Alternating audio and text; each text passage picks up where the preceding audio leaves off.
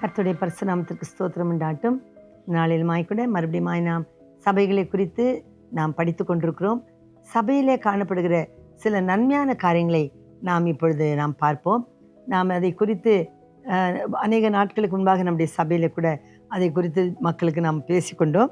அதை பார்க்கும்பொழுது growing search என்னால் வளர்கிற சபைகள் எப்பொழுதும் வளர்ந்து பெருக வேண்டும். அதை நாம் அப்போஸ்தலர் 9ஆம் அதிகாரத்தில் வாசிக்கிறோம். அப்போஸ்தலர் 9:31 அப்பொழுது யூதேயா, கலிலேயா, சமாரியா நாடுகள் எங்கும் சபைகள் சமாதானம் பெற்று பக்தி விருத்தி அடைந்து கர்த்தருக்கு பயப்படுகிற பயத்தோடும் பரிசுத்தாவினுடைய ஆறுதலோடும் நடந்து பெருகின. பார்த்தீங்களா, இது க்ரோயிங் சர்ச் என்றால் வளர்கிற சபை. நம்முடைய சபைகள் எப்பொழுதும் வளர்ந்து கொண்டே இருக்க வேண்டும். ஏதோ நம்ம ஆரம்பித்தோம், கொஞ்சம் ஜனங்க வந்துட்டாங்க, போதும் என்று நம்ம நினைக்கவே கூடாது. சபைகள் பெருக வேண்டும். சீஷர்கள் பெருகினார்கள், அவர்கள் பட்டணமெங்கும் கடந்து போய் சுவிசேஷத்தை அறிவித்தார்கள் என்று சொல்லி நாம் பார்க்கிறோம். ஆகவே நாம் வளர்ந்து பெருகிறவர்களாக இருக்க வேண்டும். ஆண்டவர் நமக்கு கொடுத்த கட்டளை கூட பார்க்கும் பொழுது ஆதியாகமம் 1ஆம் அதிகாரத்தில் 26ஆம் வசனத்தில் ஆண்டவர் சொல்கிறார், நீங்கள் பலுகி பெருகி பூமியை நிரப்புங்கள் என்று சொல்கிறார். அதே போல கிறிஸ்தவர்களாகிய நாமும் கூட பலுகி பெருக வேண்டும். ஏதோ ஜனத்தை கொண்டு வந்து சபையில் சேர்க்கிறது தான் நம்மளுடைய வெறித்தனமாக இருக்கக்கூடாது. இந்த இடத்துல நான் வாசிக்கிறோம், அந்த சமாதானம் பெற வேண்டும்.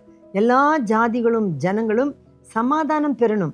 அவர்கள் சபைக்குள்ளே வருகிறார்கள் இல்லையோ, அது 2வது காரியம். நம்மளால சபையால உலகத்தில் இருக்கிற மக்கள் சமாதானம் பெருக வேண்டும். அதுதான் ஒரு வளர்கிற சபையினுடைய ஒரு அச்ச அடையாளமாக இருக்குது. சபைகள் எங்கே இருக்குதோ அந்த இடத்துல சமாதானம் இருக்க வேண்டும். வருகிற ஜனங்கள் சமாதானம் பெற வேண்டும். அது சமாதானத்தின் ஒரு தாபரமாய், நிலையான வாசஸ்தலமாய், ஜனங்கள் வந்து தங்குகிற குடியிருப்பாய் நம்முடைய சபைகள் இருக்க வேண்டும். சமாதானம் பெற வேண்டும், பக்தி விருத்தி அடைய வேண்டும். சபைகளிலே வருகிற மக்கள் அப்படியே இருக்கிறதுல தேங்கின சுனை போல இருந்தால் அதனால பிரயோஜனம் இல்லை. ஜனங்கள் நாளுக்கு நாள் பக்தி விருத்தி அடைய வேண்டும். அவர்கள் பக்தியிலே வளர வேண்டும். ஏனோதானவென்று சந்தேகமாய் தேவனை குறித்து இருக்கக்கூடாது. உலக பிரகாரமான காரியங்களிலே அவர்கள் அப்படியே நிலை கொண்டிருக்கக்கூடாது.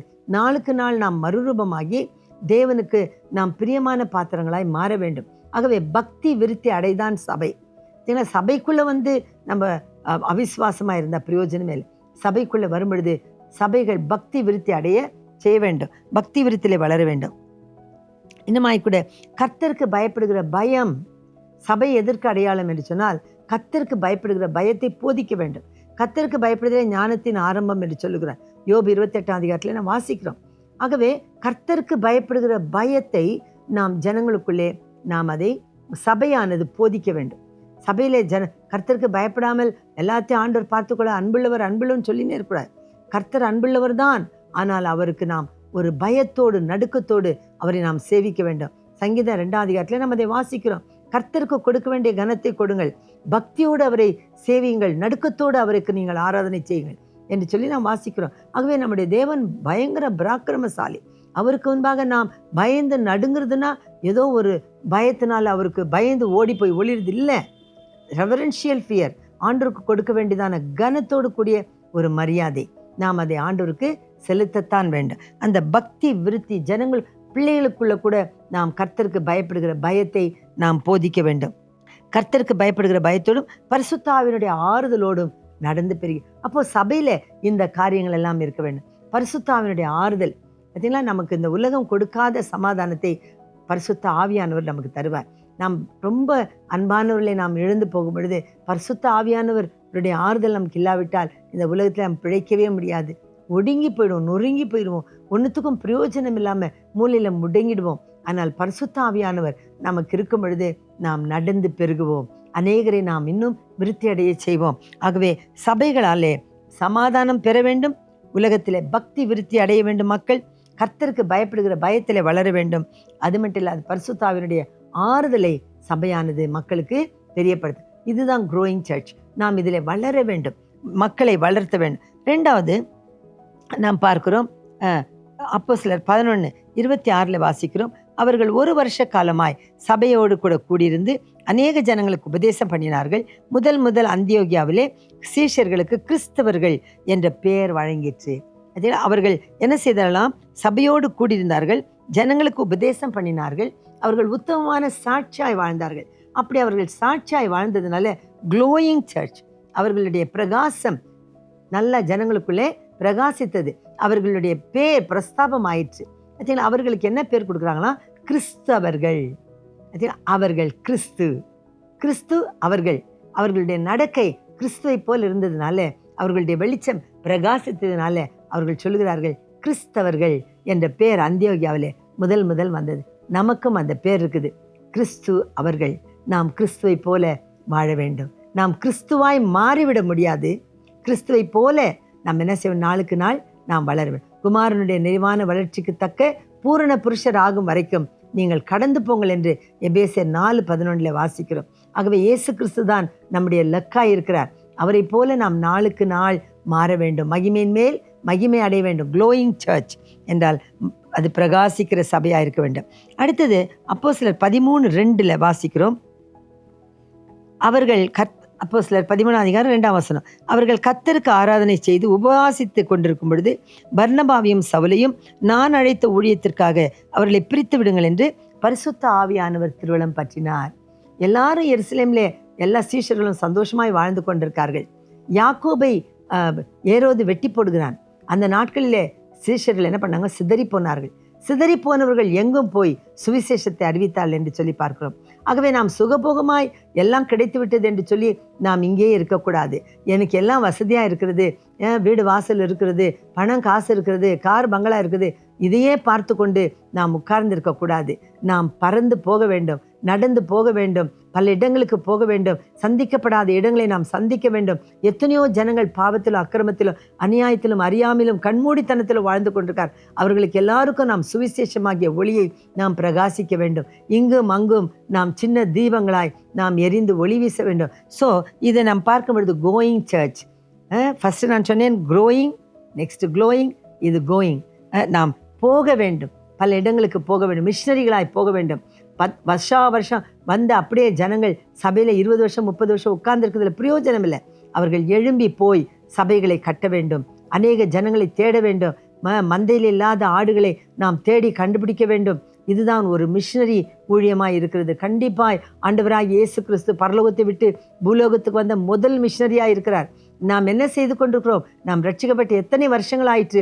உட்கார்ந்த இடத்துல உட்கார்ந்து கொண்டு சபைக்கு போகிறதும் வரதும் பாடல்களை பாடிக்கொண்டதும் அதே போதாது.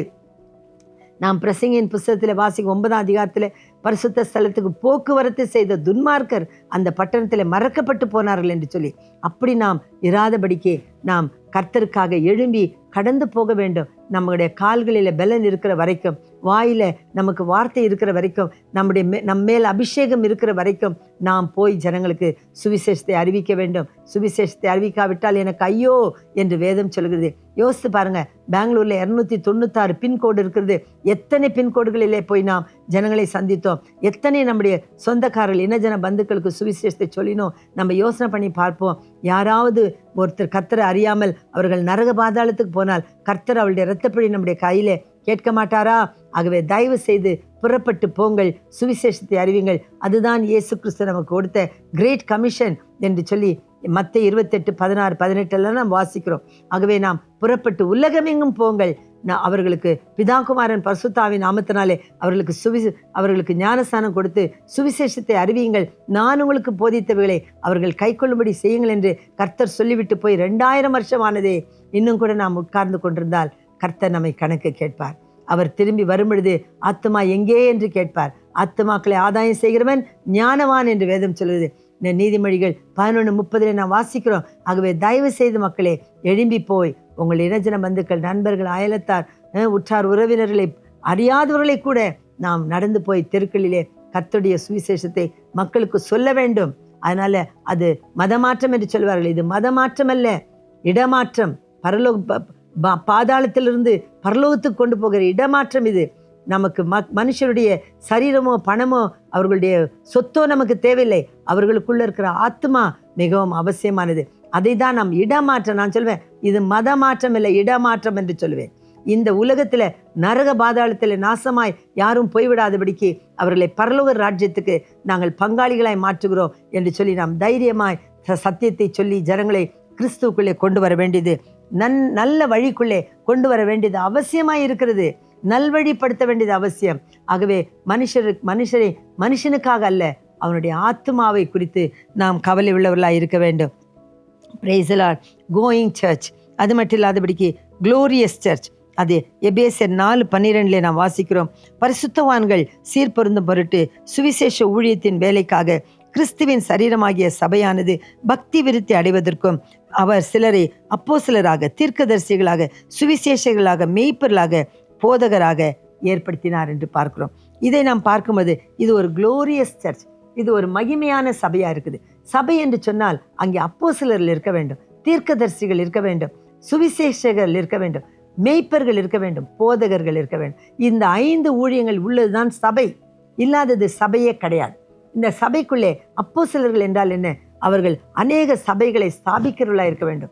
பல இடங்களிலே அவர்கள் போய் ஊழியங்களை செய்து பாடுபட்ட அப்போஸ்தலர்கள், அனுப்பப்பட்டவர்கள், தேவனுக்காய் அனுப்பப்பட்டவர்கள் தான் அப்போஸ்தலர்கள். கட்ட விரலை போல அவர்கள் ஒரு மத்தியஸ்தராய் இருந்து அநேக வேலைகளை நிர்வாகிக்கிறவர்கள். அந்த நிர்வாகம் சபையிலே காணப்பட வேண்டும். 2வது தீர்க்கதரிச ஊழியம்.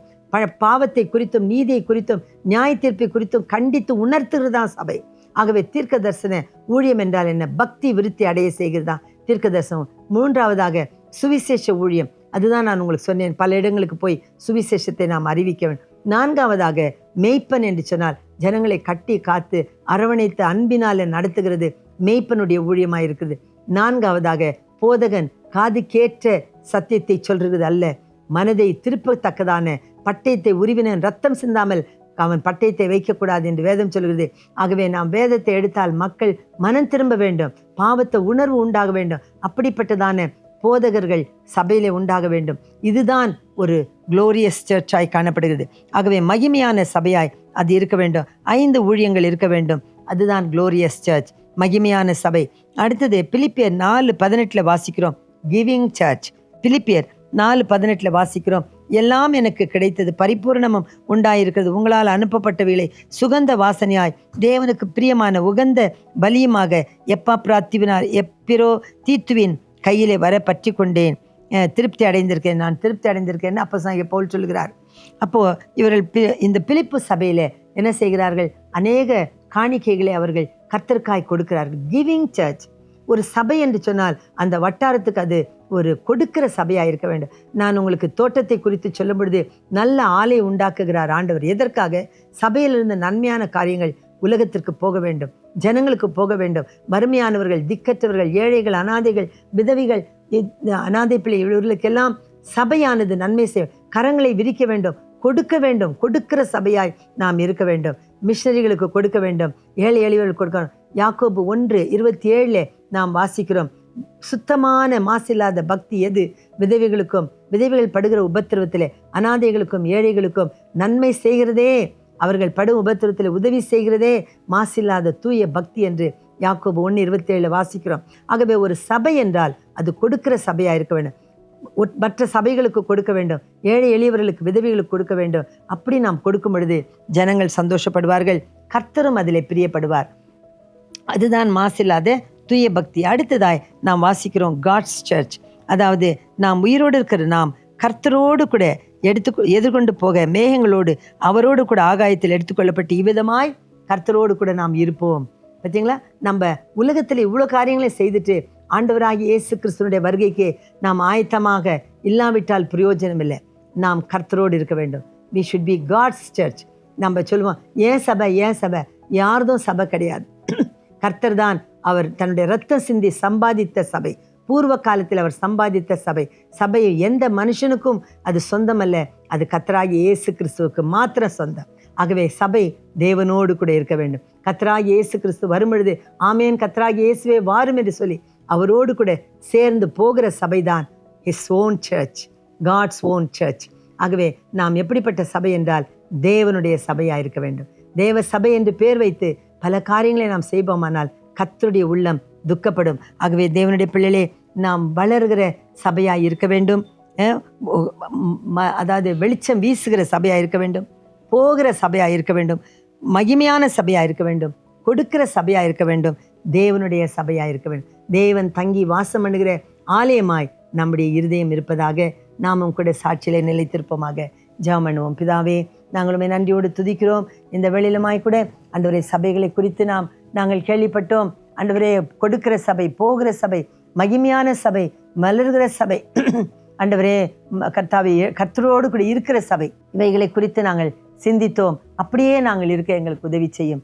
நாங்கள் கர்த்தாவை கடைசி நாளிலே உம்மோடு கூட சேர்ந்து உம்மோடு கூட இருக்க எங்களை தாழ்த்தி ஒப்படைக்கிறோம். உம்முடைய நாமமே மகிமைப்படட்டும். இயேசுவின் நாமத்தில் கேட்ட எல்லா மக்களும் ஒரு மகிமையான சபையாய், ஒரு மகிமையான மனவாட்டியாய், உமக்கு பிரியமான பிள்ளைகளாய் மாற ஜெபிக்கிறேன் பரலோக பிதாவே, ஆமென். கர்த்தர் உங்கள் எல்லாரையும் ஆசீர்வதிப்பாராக. இந்த சத்தியத்தில் நிலைத்திருங்கள். கர்த்தர் உங்களோடு இருப்பாராக. ஆமென்.